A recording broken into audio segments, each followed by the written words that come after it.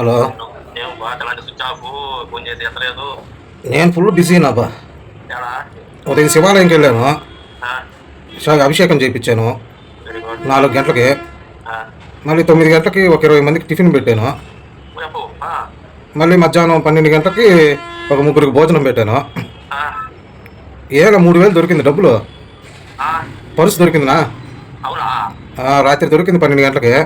ఆ, సరే ఉదయాన్ని ఈ కార్యక్రమాలన్నీ చేసేసి ఆ, ఆడ రేణుగుంట కాడ అనాథాశ్రమం ఉంది, ఉందిలే.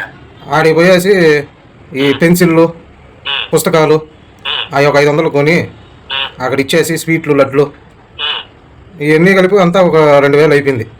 ఉమ్, సరే ఇప్పుడే ఇంటికి వచ్చిన, ఉమ్, ఇంట్లో ఇంకా ఒక 500 బియ్యము ఉమ్, ఏమైనా తెచ్చిచ్చేసి ఉమ్.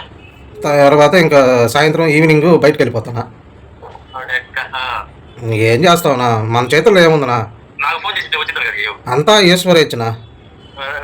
4 గంటలకు లేచావా? 4 గంటలకు లేచా, స్విచ్ ఆఫ్ కొనిస్తాను మరి. ఫోన్లు 2 ఇంట్లో పెట్టేశా. స్విచ్ ఆఫ్ షేరింగ్ ఒకటి ఎత్తను. అదేనా 2 ఫోన్లు ఇంటికి పెట్టేశాను, డిస్టర్బెన్స్ ఉండకూడదని.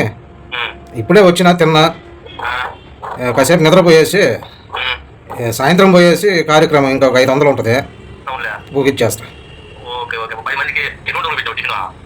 ఏ అలిపిరి కాడికి పోయినా ఆ వెళ్ళే దారిలో ఎవరో ఒక 10 మంది ఉన్నారు. వెజిటేబుల్ రైసు ఏదో 3-4 ప్యాకెట్లు తీసుకొని ఇచ్చేసి మంచి పని చేసావు. అది విషయం. అదే బాగా నిద్ర వస్తూ ఉంది. ఇంటికి వచ్చి చూస్తే ఫోన్లు ఒక 20 మంది చేసి ఉంటారు మొత్తం. దాంట్లో నువ్వు 2వ వాడివి. అవునులే.